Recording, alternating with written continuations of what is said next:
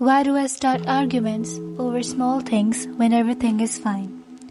Why do I push them away or pick fights the moment things start getting serious? Why do I keep looking for flaws in the other person even when they're good to me? Why do I lose interest the moment someone starts liking me back? These are the kinds of questions people quietly ask themselves, not out loud, not in front of others, but in those quiet moments after an argument, after pulling away, after creating distance they never planned to create. Moments when the room is silent but their mind isn't. When they sit there wondering why they reacted the way they did. The conversation is replayed in their mind like a broken tape. Hi guys, this is Ira, where I help you by not thinking for you, but thinking with you. So let's explore together. People go over every word, every pause, every tone, and they ask themselves, why did I say that? Why did I start the fight? Why did I push them away again when I didn't want to? These aren't careless thoughts. They are the questions someone lies awake with late at night, feeling the weight of guilt and confusion settle in their chest. They don't come from hatred or coldness or lack of care. They come from fear, from frustration, from a kind of emotional fatigue that even they struggle to understand. From a part of them that notices the pattern, the arguing, the testing, the constant fault-finding, the pulling away, and still can't explain why their actions never seem to match what they truly want in their heart. All these thoughts and questions capture the idea of self-sabotage, and it isn't just about doing things that hold you back or damage your goals and well-being, often without realizing it because of fears, past experiences, or low self-worth.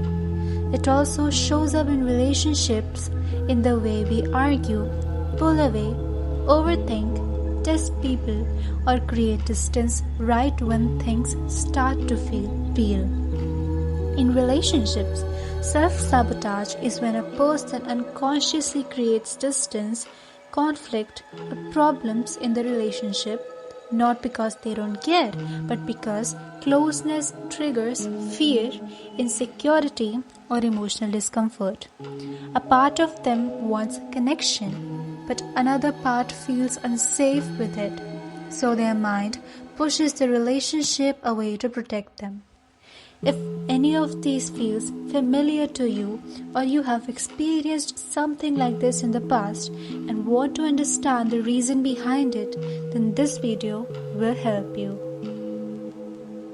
Fear of abandonment. When someone grows up constantly worrying that people might leave them, the mind learns a painful survival habit called fear of abandonment. And here's the harsh truth. Instead of risking rejection, many people unconsciously destroy the relationship first, just so they don't have to feel like the one who gets left behind. They start overthinking every small silence. A late reply suddenly feels like emotional danger.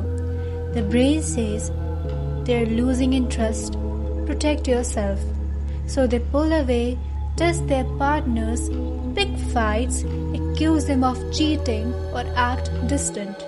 Not because they don't care, but because caring feels unsafe. Think of this. Your partner takes a little longer to reply to a text. Instead of staying calm, your mind panics. They're losing interest. They're going to leave. So you start overcalling, picking fights, acting cold, or saying things like, "You don't care about me anymore." You're not angry, you're scared. So you push them away before they ever get the chance to walk away. But here's the irony. That fear ends up creating the very distance you are trying to avoid. People who feel this way often come from past betrayals, inconsistent love, or childhood emotional neglect, where love never felt stable, so their brain treats closeness as danger. Healing begins when you stop asking, why are they pulling away? And start asking, why does love feel unsafe to me? Childhood experiences. Sometimes people self-sabotage a relationship not because they don't love their partner, but because their past relationships or childhood experiences have trained their mind to expect pain. Maybe they were constantly criticized, emotionally ignored, or loved only when they behaved a certain way. Over time, this experience creates what psychology calls a schema. Think of a schema as an emotional pattern your brain builds from the past, and once it forms, your mind starts believing. This is how relationships always end. So even when the present is safe, the brain keeps reacting to old wounds. Here's a relatable example. Your partner says, "Hey, I need some time alone today." A healthy mind hears they just need personal space. But someone with a fear of abandonment schema hears, "They're tired of me. They're distancing. I'm going to be left again." So they instantly overreact. They start apologizing non-stop, seeking reassurance, checking their partner's mood, or saying things like, "Tell me you're not losing feelings." They are not reacting to today. They are reacting to memories of rejection their brain never healed from. And sadly, that anxiety and overclinginess can push the partner away, creating the same outcome they were trying so hard to avoid. Healing begins when you notice the pattern and say, "This reaction isn't about this moment. It's about an old story my mind keeps repeating." When you challenge that schema, relationships stop feeling like a threat and start feeling safe again. Familiarity with chaos. Another powerful reason people self-sabotage relationships is something called familiarity with chaos. Some people grow up in environments where love was always dramatic. Constant fights, shouting, emotional ups and downs, or relationships that only felt real when there was tension. Over time, the brain gets used to chaos and starts to believe that unstable love is normal love. Psychology explains this as the mind seeking familiar emotional patterns even if they are unhealthy. Calm, steady love feels boring, where chaos feels comfortable simply because it's what the person has always known. Here's an example. You finally get into a healthy relationship. No drama, no games, no emotional roller coaster. Instead of feeling safe, you feel uneasy, like something is missing. So you start picking arguments, overthinking small things, testing your partner, or creating tension, not because you want to ruin things, but because peace feels unfamiliar and chaos feels emotionally home. In reality, you aren't chasing love. You are chasing the emotional environment you were trained to survive in.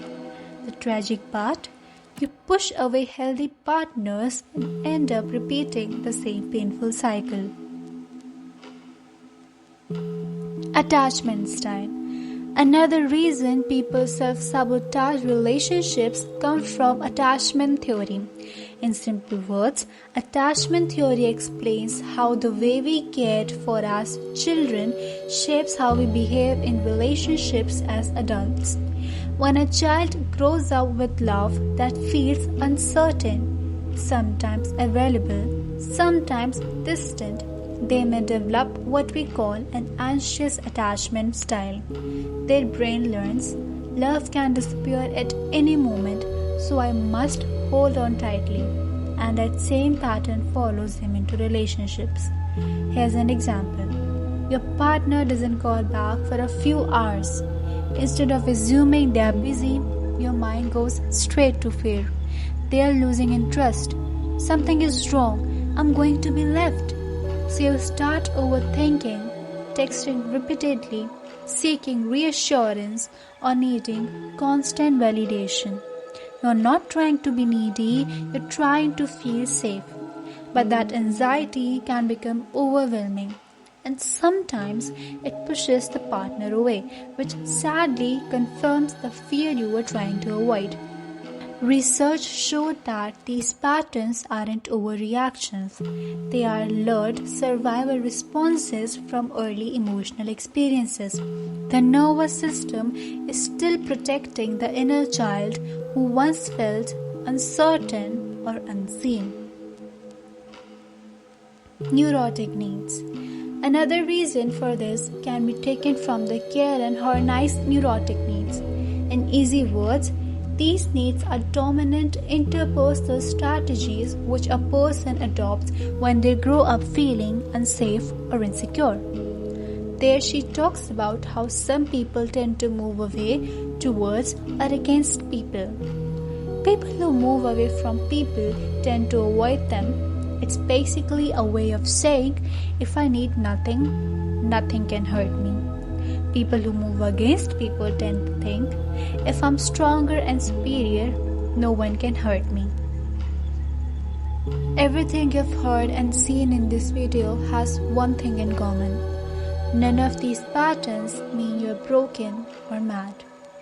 They mean your mind adapted early and never got updated. But awareness can change the rules. Once you can name the pattern, you can interrupt it. Once you see the schema, the attachment, the inferiority belief, it stops controlling you unconsciously. Healing isn't about becoming perfect. I hope today's video helped you to think from another perspective. Leave a like and a subscribe if you want more videos like this, and let me know in the comments what do you think about this and what more could be added. Thank you.